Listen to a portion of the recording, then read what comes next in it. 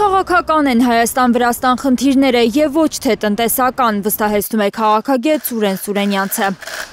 Մի փաստ չի, որ զուտ տնտեսական համատեքստի մասին խոսենք։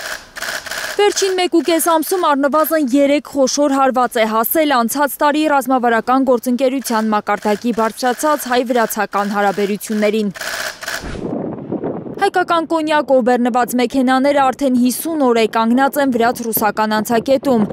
Թեև Վրաստանը զուտ տարանցիկ երկիր է հայկական արտադրանքի համար, բայց վրացիներն ասում են, թե որակն են ստուգում։ 2 օր առաջ Վրաստանի արտգործնախարարությունը հրաժարվել է Հայաստանի ֆուտբոլի ազգային հավաքականի առաջիկա արտագնա խաղերի համար վրացական գրանցման պոթանավին թույլտվություն տալ իրականացնելու չարտերային չվերթ դեպի Կոսովո։ Երեկ Վրաստանն արգելել է Հայաստանից սեզոնային ծաղիկների խոշոր խմբաքանակի 10,000 ծաղկի ներմուծումը։ Այդ մասին հայտնել է այդ երկրի ֆինանսների նախարարության եկամուտների ծառայությունը։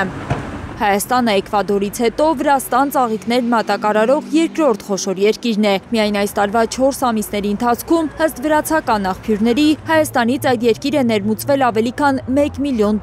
ծաղիկ։ Այս բոլոր խնդիրները, որ գումարում ենք, ընդ որում վերջի մի ամիս կեսում ծագած խնդիրներ են, տեսնում ենք, որ ինչ-որ վստահության ճգնաժամ առաջացել Երևանի եւ Թբիլիսիի հարաբերություններում։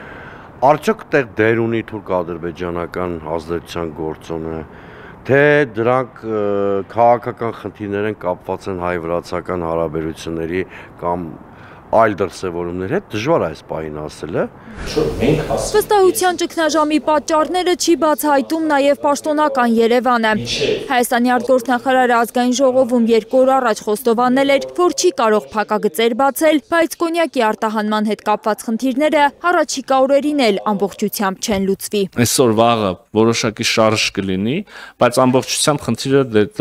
թերևս այսօր կամ վաղը չի լուծվի։ Ստեղ երևի կանգ առնեմ կոնկրետ այս թեմա։ Հայաստանի գլխավոր դիվանագետի մտահոգիչ հայտարարություններն էլ ավելի են ամրապնդում Սուրենյանցի կասկածները, որ քաղաքական են խնդիրները Երևանի ու Թբիլիսիի միջև։ Հակառակ դեպքում Միրզոյանը խորը տեղեկացված չէր լինի դրանց վերաբերյալ։ Հայաստանի իշխանության կեսվածն է ինչ ամենաշատ անհանգստացնում։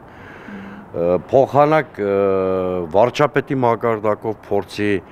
դիալոգի դուրս գալ եւ այդ խնդիրները արագ լուծել, դրդում են գործարարներին Վրաստանի դեսպանատան մոտ ինչ-որ ակցիաներ կազմակերպել։ Դիալոգը չի ստացվել անգամ Հայաստանի էկոնոմիկայի նախարարի ու Վրաստանի գյուղատնտեսության նախարարի միջև։ Դավիթ Սոնգուլաշվիլին չեղարկել է իր երեկվա այցը Հայաստան, պատճառաբանելով, թե գերծանրաբեռնված է։ Բարեբախտաբար փառք Աստծո տեսնում ենք, որ Վրաստանում ֆորս մաժորներ չկան անցած օրերին։ Երեք այսօր, հետևաբար չէր կարող որևէ այլ կարևոր գործ ծագեր, որը ավելի կարևոր էր, քան Հայաստան պլանավորված այցը։ Նշանակում է նրանք Հայաստանից ինչ-որ ազդակի են սպասում, այս պահին բան չունեն ասելու Հայաստանի։ Ծրագրի հեռախոսով են զրուցել Հայաստանի էկոնոմիկայի ու Վրաստանի գյուղատնտեսության նախարարները, ըստ Գևորգ Պապոյանի էական առաջընթացի են հասել։ Կոնյակով բեռնված մեքենաների մի մասը սահմանը հատելու թույլտվություն է ստացել։ Եթե նախորդ 2 շաբաթվա ընթացքում ոչ մի մեքենա չէր ստանում թույլտվություն դեպի Ռուսաստան գնալու, մեր աշխատանքի արդյունքում նախապես պայմանավորվել ենք, որ այսօր 33-ը, բայց 52 մեքենա արդեն ստացել է այդ հնարավորությունը եւ քիչ առաջ ինձ հեռախոսազանգով Վրաստանի նախարարը իմ գործընկերը խոստացավ, որ 72 մեքենա, որ այսօր հիմա կա Վրաստանում եւ ճանապարհին եղած մեքենաների մասն էլ ես ավելացրեցի, առաջիկա 5 օրում իրենց հարցնել կլուծվի։